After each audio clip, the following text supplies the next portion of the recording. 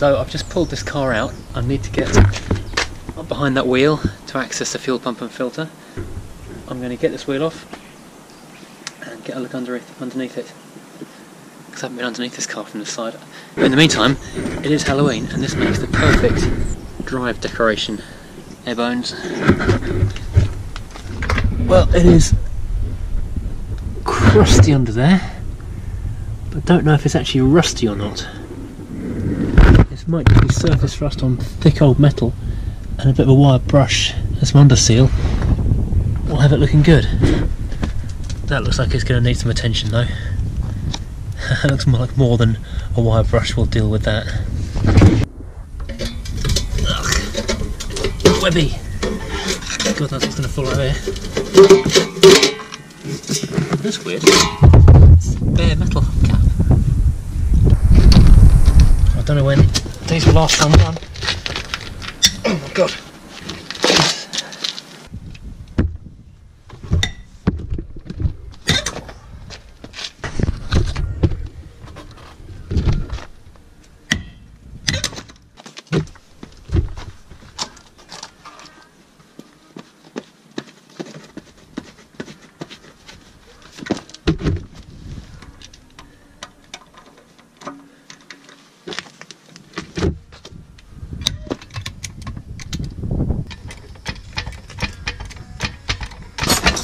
Well, it's not gone through the floor yet, which is a serious risk in a car you've never seen how strong the floor is on. It's not high enough to lift the car off the ground. This thing's got some suspension travel. I'm going to find a space for a couple of jack stands in here as well. That's a lot of car waiting to score free. Oh, a good view of the fuel pump at last.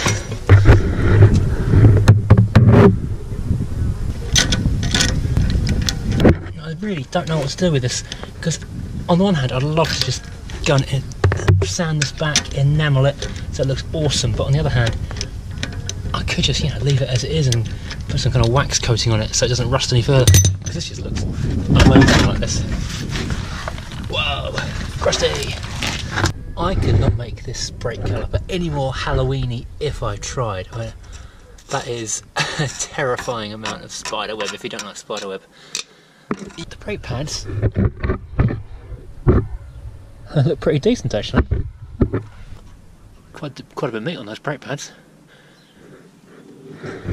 Discs aren't too bad, there's no ridge on the edge of them. These arches. Oh, hang on. I might have spoken too soon. I was going to say these arches are quite good, but yeah, that's quite a significant hole just there. This is, oh my god, this is crusty. This is, oh my god, this is actually really, really crusty. This is going to take a lot of welding to fix. Oh man, that's some farmyard in there. Well, okay, what this means is, it's not particularly unsurprising discovery. The project remains get the car running and then decide what to do. I just want to see it run more than anything else. Then if I bother to restore it, or sell it as is as a project to someone else, I don't know. When I've got plenty of other projects to be going on with. There's the Alpha, which just needs constant fettling. There's the Tomcat, which needs constant fettling. There's that, which needs me to finish its engine, but I've been spending too much time trying to make things start.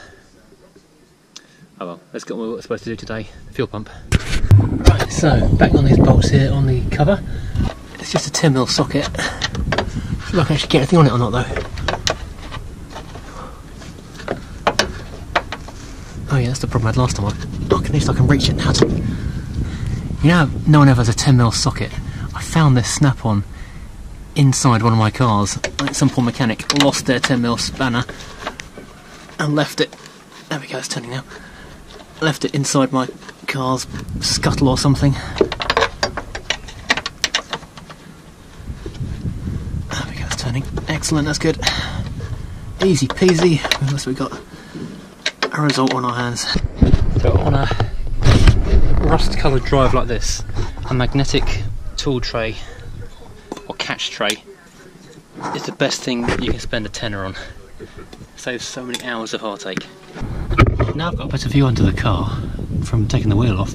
I can actually see there are holes in the cover, so you can get a long socket bar up to the bolts you're trying to undo, because Mercedes are really clever like that. One long socket.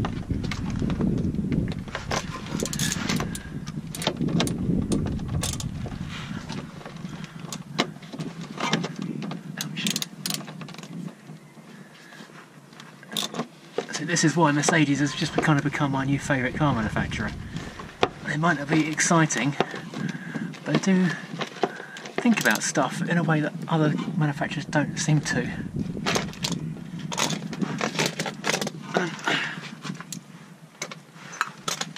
Another one for the magnetic dish.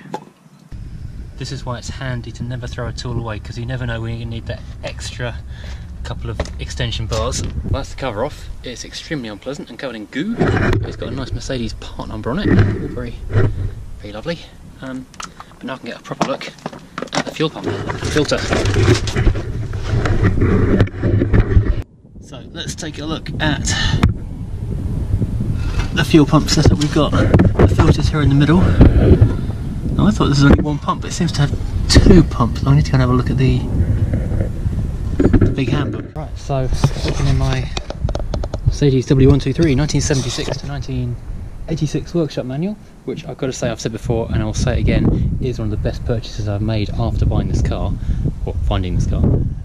There's a link to this book above and below in the description. It is so handy. I would definitely recommend anyone who's got one of these cars and plans on doing any jobs to it at all, go and find one. So, looking in the fuel injection system section, we have our three items.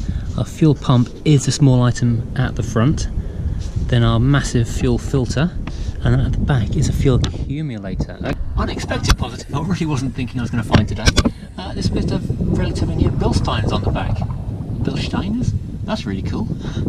Okay, so forget these several £1,000s worth or hundreds of hours of welding I've now got to do. I've got good new rear shocks. Every silver lining and all that. Right, I'm trying to get this bracket off. Okay, so it looks smaller than a 10. No, it's not a 9. Smaller than 9. Bigger than 7. I haven't got an 8, but it's also, but an 8mm is virtually a 5/16, so that will have to do, and hopefully this will, yes, it's not too knackered. I'll try and get the ones off the back.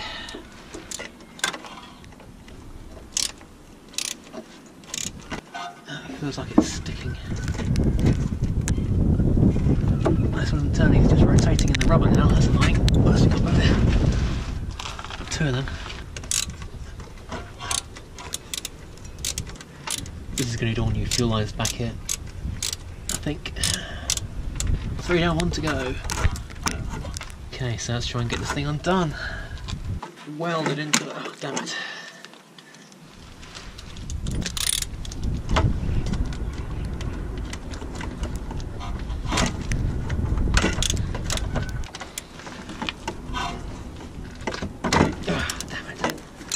Need some more WD-40 on this stuff. Trying to crack off some of these bolts.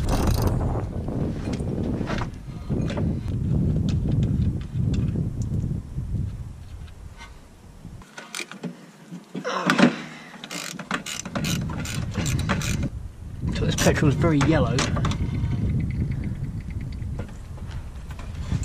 Yuck. Okay, brush it down the other side first.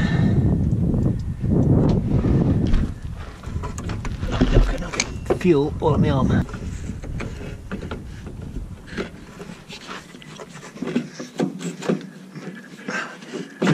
Okay, there we go.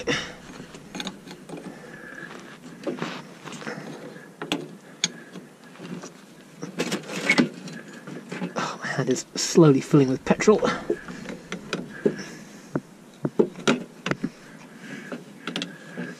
I'm gonna smell good tonight.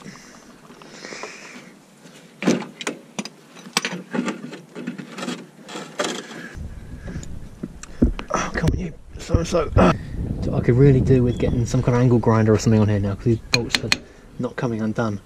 But I don't want to stick an angle grinder around petrol. That would be a bad thing to do. remember this when I'm feeling to get this going again in a few months' time. Oh, great. I was going to say, the snake skinny one goes on the left, and this yellow one goes on the right, but this is already just broken off before I've even started.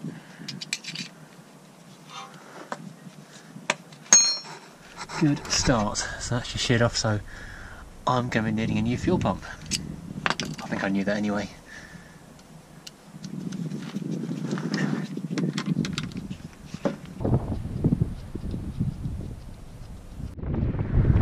I think I need a new one of these because this is not undoing even a little bit. How am I going to get this out? It's going to have to be a hacksaw, isn't it? This literally sucks. It's horrible.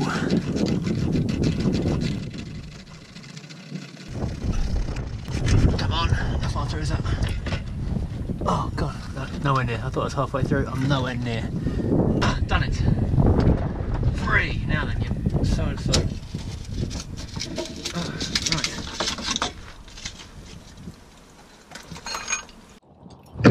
It is a pretty disgusting colour. Can you see that? It's kind of like a dark yellow. It's not a nice colour.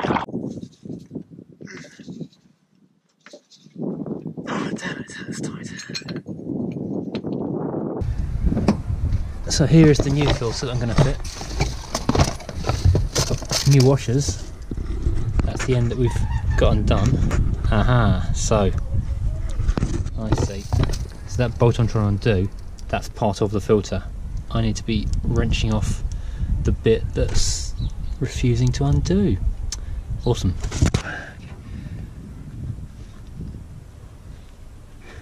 The spanner slipping around it, it's not doing a damn thing. Undo, damn you, there we go. Easy. We've got the right tool.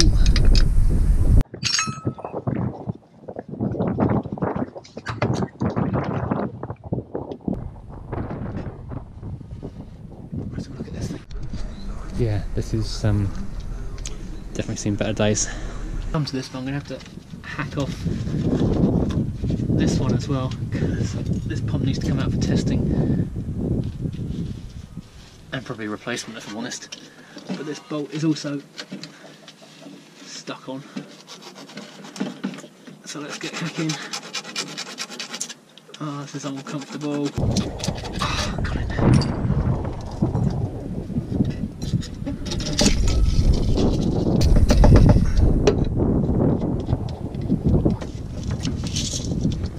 Right, now then, let's unscrew this. Okay, that's free, hurrah! I'll probably have to take it off and change that accumulator as well. I don't know. In the meantime, I'm just going to stick 12 volts in this and see if it makes a noise. Right, so, I don't know which is which on this thing, but we shall see in a second if anything happens when you hook up power to it.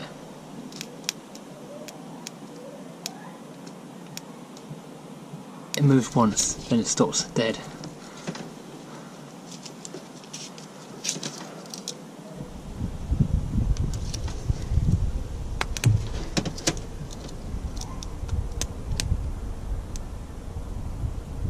No, that's it.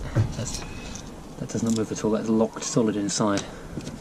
Something else on my shopping list, even if I hadn't snapped that off there. Well, I spent all day doing what should be about a 20-minute job, and I've used most of my tools by the look of it, and all I've done is managed to remove a fuel filter and a fuel pump and confirm this is definitely dead. So I've got to do some more shopping.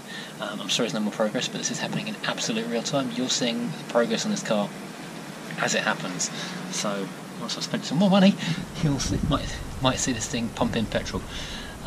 In the meantime, thank you for watching. Please hit like and subscribe. If you would like a copy of this extremely useful book, please hit the link down in the bio below, or hit the Furious Driving website link and go over to Amazon and you'll find it listed there. It's extremely handy indeed. Thank you for watching, and yeah, see you in a week's time.